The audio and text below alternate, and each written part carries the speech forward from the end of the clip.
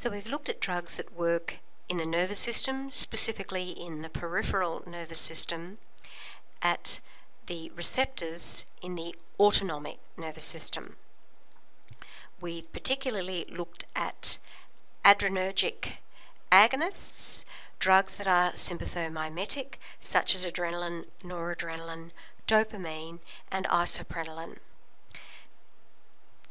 Let's go on and have a look at some drugs that actually block the actions at adrenoreceptors. But before we do, we must also mention some sympathomimetic agents that are not direct acting. They don't work directly at the receptor. What they do is trigger the release of noradrenaline and adrenaline from their storage sites. And so it's adrenaline and noradrenaline, the endogenous substances, that then activate the alpha or beta receptors in that tissue. So it's important to be aware that these drugs, like ephedrine and phenylephrine in cold and flu tablets, have their actions at alpha receptors on the mucous membranes because they cause your body to release endogenous noradrenaline neurotransmitter. Some diet pills also contain ephedrine, and it has its actions as a diet pill in this way, by causing the release of noradrenaline or adrenaline, which is stored in the adrenal glands. Amphetamines, a Schedule 9 drug, have their effects on the body because they are also indirect acting sympathomimetics. They cause release of adrenaline and noradrenaline. In the CNS, amphetamines have psychoactive effects because they release noradrenaline neurotransmitter. There is a drug, metaraminol, that also has an indirect acting sympathomimetic effect. But more importantly will be the drugs that block the actions of adrenaline and noradrenaline at the adrenoreceptor, the adrenoreceptor antagonists. Because they're blocking the action of the endogenous catecholamines, they will block the normal sympathetic stimulation of that tissue and block the normal sympathetic effects that would normally occur. So once again, it depends upon whether that drug is blocking alpha receptors, in which case it would be called an alpha blocker, or blocking beta receptors, in which case it would be called a beta blocker, or a beta adrenoreceptor antagonist. We'll see that drugs in this class may be selective for a certain receptor or non-selective. They can't select a specific receptor and have their effects at several. Among the alpha blockers, there are drugs such as prazosin, terazosin, and doxazosin that are selective. They will selectively block the alpha-1 adrenoreceptor. So they're alpha-1 adrenoreceptor antagonists. All of these drugs that are selective are given a clue in their generic names that they're of this type, the selective antagonists. They all end in azosin, or as you'll see, just zasin. Those that are non-selective will block the actions of adrenaline and noradrenaline at either alpha-1 or alpha-2 receptors, so drugs such as phenoxybenzamine or labetalol. We'll see that there are also some ergot alkaloids, drugs that are generally used in the treatment of migraines, but they may have some partial alpha adrenergic blocking actions as well. The alpha-1 selective antagonists are the ones that you're likely to come across in clients in your clientele or in clinics. So we have, again, prazosin, terazosin, doxazosin, so you can see a bit of a pattern to the sound of the names, and then tamsulosin, which ends in that osin, to also give a generic clue. These are indicated for the treatment of hypertension. They will also be used in elderly males with benign prostatic hyperplasia, common in elderly men, and they will experience symptoms of urinary obstruction, so you'll use an alpha-1 selective blocker to block the action at the sphincter, lead to a relief of that urinary obstruction and that feeling of being unable to pass a urine stream. For all of these classes, you will have to be able to describe at the cellular or tissue level their mechanism of action. That is, you will have to specifically describe the receptor and what is happening. So for these drugs, you need to be able to say that they act postsynaptically at the alpha-1 receptor. And if you'll remember, that was the receptor type that's more common postsynaptically. Alpha-2 tended to be presynaptic. At that postsynaptic receptor, they will decrease peripheral vascular resistance. The normal endogenous substances would raise blood pressure and raise peripheral vascular resistance. But these drugs will work at the peripheral blood vessels, block the action, and then decrease that peripheral vascular resistance, therefore blocking the normal catecholamine-induced vasoconstriction. They will lead to a blocking then of hypertension. They will be antihypertensives. Their use as drugs does have adverse effects on the heart, but it's only a minor increase. This is a dose-dependent effect and a receptor effect, that the majority of the receptors in the heart are beta-1 receptors. But they will have activity on alpha-2 adrenoreceptors, but a low activity there as well. These drugs will also reduce resistance to urinary flow in the neck of the bladder. They will do this by blocking alpha receptors on the smooth muscle there in the bladder. What you'll see more commonly in your clinic and your clientele will be people on beta blockers, beta adrenoreceptor antagonists. Once again, these may be selective for a particular type of beta receptor, or they may be non-selective. So they could be selective for beta-1, they could be non-selective, affecting beta-1 and beta-2, or they could be selective for beta-2 receptors. Of the whole class, the prototype drug is propranolol, and propranolol is non-selective. So you need to be able to explain that that means it will block both beta-1 and beta-2 receptors, non-selective.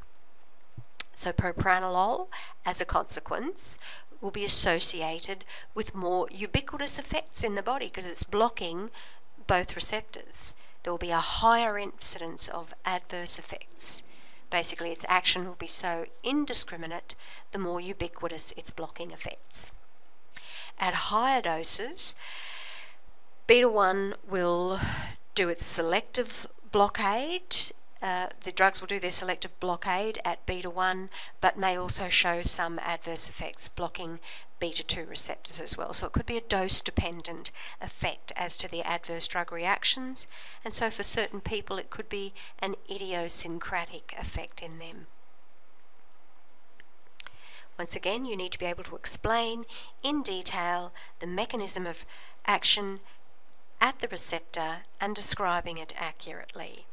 So they are competitively blocking beta receptors, be that selectively or non-selectively.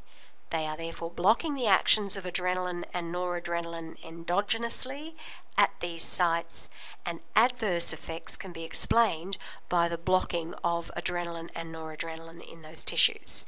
So the adverse effects will be in cardiac muscle, principally because of their actions on beta-1 receptors in the heart, or perhaps it might be at smooth muscle, perhaps in the airways, at beta-2 receptors there.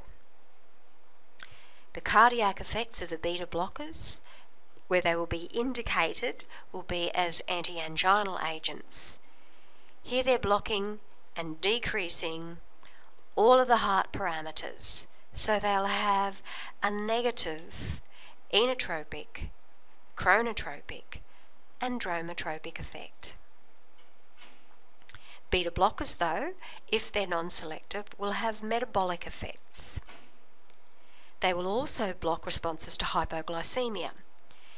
They may also change a person's lipid profile in their serum, increasing triglycerides and decreasing the helpful lipoproteins, the high-density lipoproteins which transport cholesterol back to the liver for further processing. As we said, beta blockers will be indicated for people with angina pectoris, but principally you'll see them being used as antihypertensives to treat hypertension. These will generally be the ones that are beta-1 selective, the cardioselective beta blockers. So atenolol, betaxolol and esmolol. Remember, the prototype propranolol was not selective, and these three are, and it then shows you the pattern that is used with their generic names to help you work out if a drug is a beta blocker. They tend to end in OL. In addition, beta blockers will be used to treat some of the symptoms of hypothyroidism and anxiety, such as the tremors and the tachycardia that occur. Another place where you will see beta blockers quite commonly in your clientele will be if they are recovering from a myocardial infarct. Less common, so you may not see it in your clientele, is a cancer, a tumour called a pheochromocytoma. Massive amounts of adrenaline are produced by the adrenal medulla, and it will then have unwanted effects throughout the body, and the drugs are used to provide symptomatic relief from the effects of the catecholamine, usually adrenaline, that's being secreted.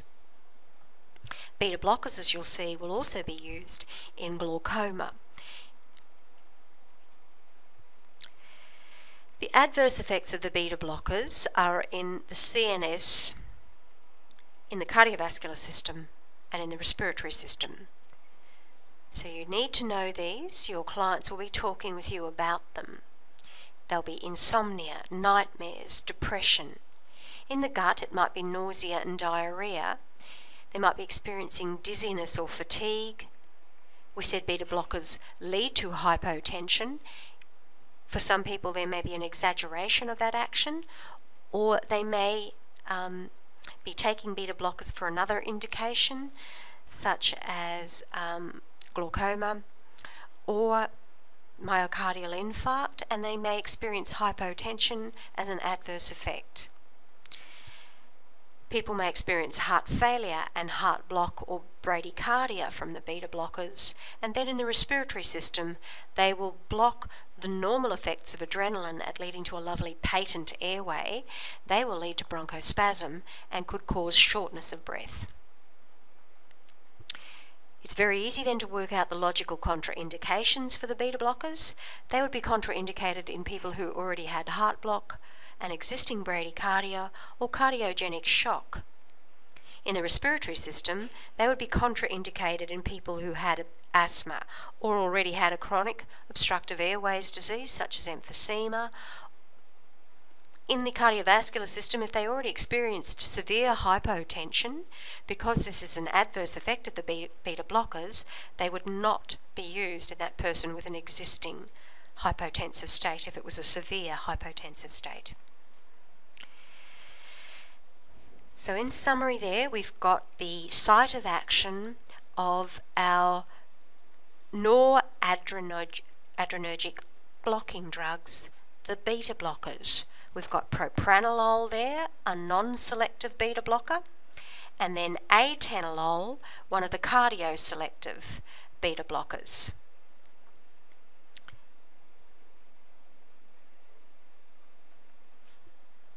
In the somatic nervous system, it's another division of the peripheral nervous system, but it involved conscious skeletal muscular movements, something such as speech or facial expression, quite precise movements, but also gross movements, ambulation.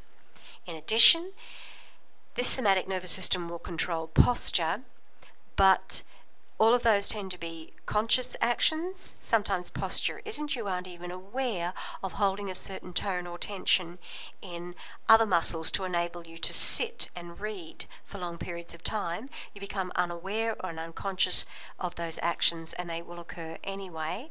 Similarly, respiration is an action of which you're not usually conscious. You don't consciously control your breathing. It will happen while you sleep. So this is skeletal muscle, though, acted on by motor nerves from the peripheral nervous system, but an action that you don't consciously control. The drugs that we're going to look at that work in the somatic nervous system will block neuromuscular action.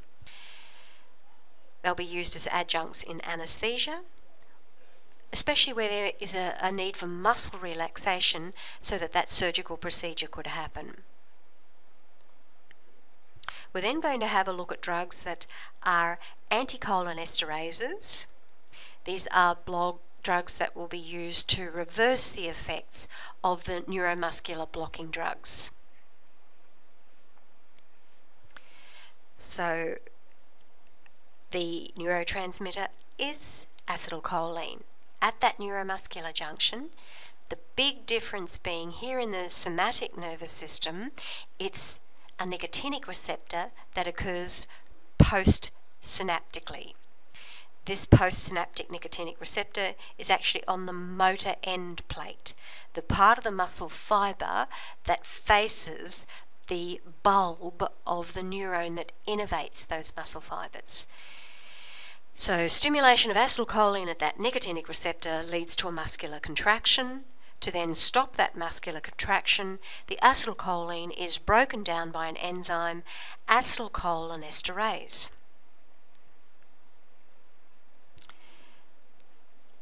Acetylcholine, though, as we said, acts on nicotinic receptors in the somatic nervous system, but in the peripheral nervous system at autonomic receptors. It was particularly in the parasympathetic nervous system, it was muscarinic receptors that were involved. And drugs that work at nicotinic receptors tend not to work at muscarinic receptors, and the reverse is also true.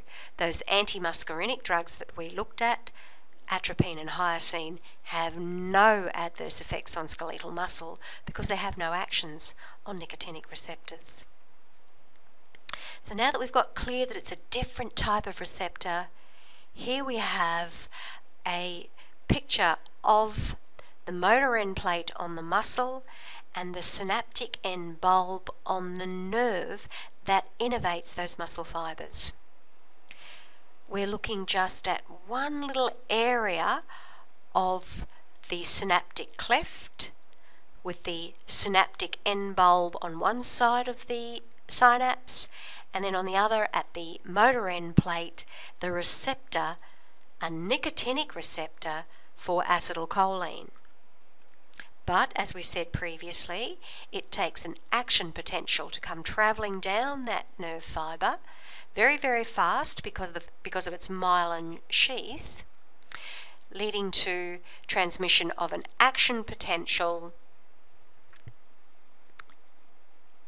binding of that vesicle containing the acetylcholine to the synaptic end bulb, and then release of that acetylcholine when certain ionic changes happen at that synaptic end bulb. The acetylcholine crosses the synapse and attaches to the nicotinic receptor. To allow that muscle to recover and to then respond to a new action potential, it's important to break down that acetylcholine and terminate its effects at the receptor, so hence the enzyme needed, acetylcholinesterase. There are various nicotinic receptor subunits, so if you want to look into that in more detail, go to an anatomy and physiology textbook and review that neuromuscular junction and the actions at the motor end plate. So neuromuscular blocking drugs do blockade They're antagonists in general. They will block any further action potential generation in that particular motor neuron, the neuron end bulb and the motor end plate. There are also some toxins that might inhibit the release of acetylcholine. The drugs that do blockade by an antagonism are working postsynaptically. So the neuromuscular blocking drugs are of two types. First of all, there are those that do competitive antagonism at that receptor. These are termed non-depolarizing. Because they are blocking the receptor, acetylcholine simply cannot bind and cannot cause a depolarization in that motor end plate.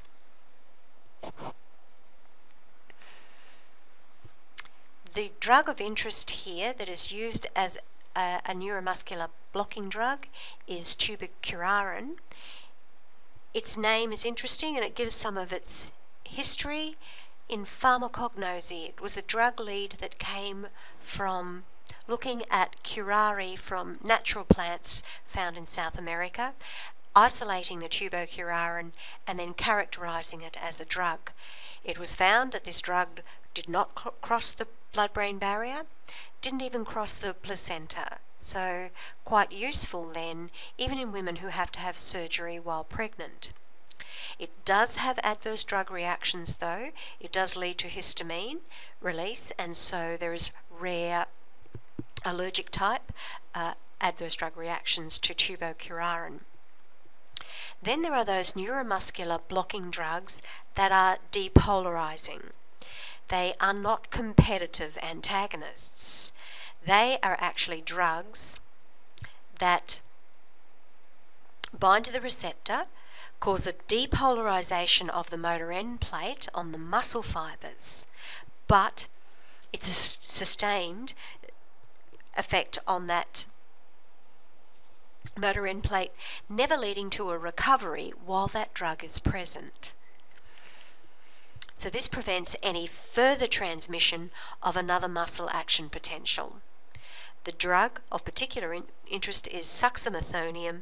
There used to be many others of these, but now succinylcholine tends to be the only one in certain countries, including Australia, that is approved for use as a neuromuscular blocking drug, and it's only for procedures that are very short, endotracheal intubations or muscle relaxation where a procedure is very short.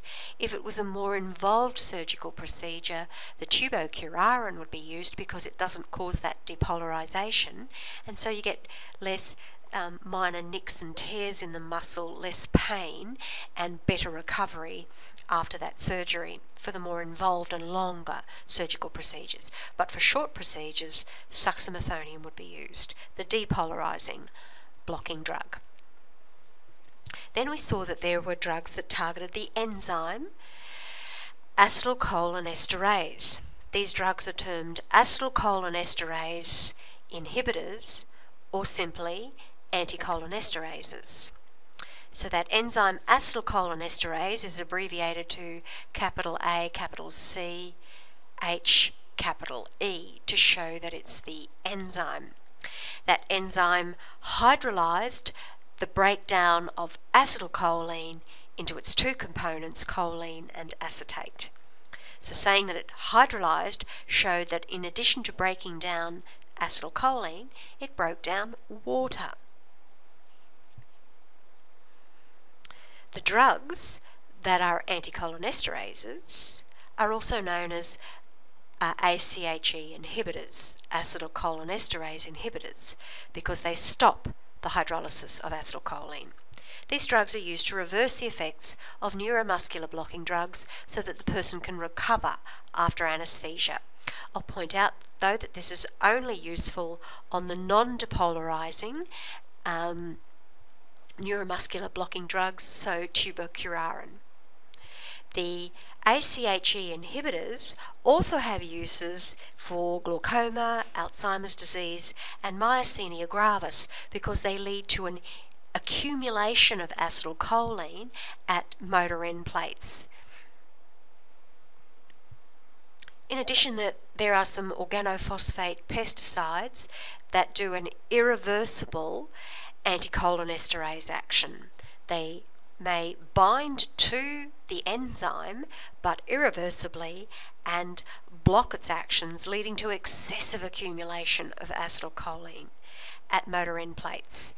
But it will also do this in the central nervous system, and they may also lead to excessive accumulation of acetylcholine in the autonomic nervous system. So unlike the drugs that tended to be specific at nicotinic receptors, these organophosphate pesticides have ubiquitous, indiscriminate actions throughout the body, quite serious and life-threatening adverse effects. So please make sure you go back and review normal adrenergic transmission, which we could also call noradrenergic transmission because the neurotransmitter is noradrenaline, but we saw that the hormone adrenaline might actually have better actions at certain receptors, such as the beta receptor. We looked at drugs that were agonists at the beta receptor, so adrenaline itself being used as a drug, isoprenaline, dopamine being used as a drug, and so on. Then we looked at drugs that were agonists at alpha receptors. Once again, adrenaline, because we said it is so effective at both receptor types, but also noradrenaline and dopamine. We saw some drugs that may not be agonists, but they lead to the release of the endogenous substances from their stores.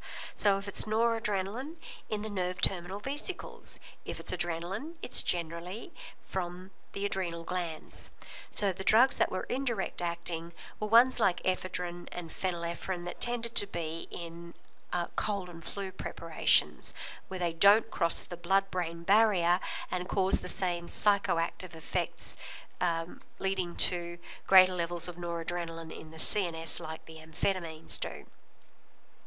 But then we talked about the drugs that have blocking actions. With the beta blockers, it was important here to know which ones were cardioselective. So that was atenolol and beta blockers that have a similar mechanism of action, whereas propranolol, the prototype of the group, has non-selective action at both beta-1 and beta-2 receptors and blocks both of them. Then with the alpha-1 blockers, those that were selective, this was prazosin and terazosin. Those that were non-selective, phenoxybenzamine and others like phentolamine and others. So make sure you review that action in the sympathetic nervous system, where there has to be a dual nerve coming out of the CNS. There's a ganglion either very close to the spinal cord or close to the tissues. So it's the postganglionic nerve fibre that we're talking about here, because there may be a different neurotransmitter involved at the preganglionic nerve fibre. But here at the postganglionic nerve fibre, the important enzymes that were involved, COMT and monoamine oxidase for metabolizing that noradrenaline that is released. Another important aspect of noradrenaline was that it can be taken back up, put back into vesicles and recycled. So there were certain drugs that might affect at alpha-2 receptors, controlling the release of noradrenaline, and we'll see some other drugs that affect noradrenaline reuptake in some other body systems later. In the CNS still, but different classes of drugs. So review all of those drugs that work at noradrenergic transmission. So once again, we wanted you to go and review cholinergic transmission, once again in the parasympathetic nervous system, where there was a ganglion. Therefore, 2 nerve fibres involved as that nerve signal comes out of the central nervous system, out of the spinal cord, and the drugs that we're talking about tended to work at the postganglionic nerve fibre on the muscarinic receptors for acetylcholine. So atropine and hyoscine there. But then at the neuromuscular junction, it was that nicotinic receptor. So go back and review the somatic nervous system, where there is only one nerve fibre coming straight out of the spinal cord, no ganglion involved. That nerve fibre goes straight to the muscle at the motor end plate, and then we looked at the drugs that act there by blocking. Ones that caused a depolarization because they actually competitively act on the same receptor, so that was tubocurarine. But then there was succinylcholine that binds to the motor end plate, causes a depolarization, but then blocks any further action potential and any further depolarization of that motor end plate. Then review those drugs that work by inhibiting acetylcholinesterase and those organophosphate pesticides and toxins, often in mushrooms and other substances from nature that have that anticholinesterase action.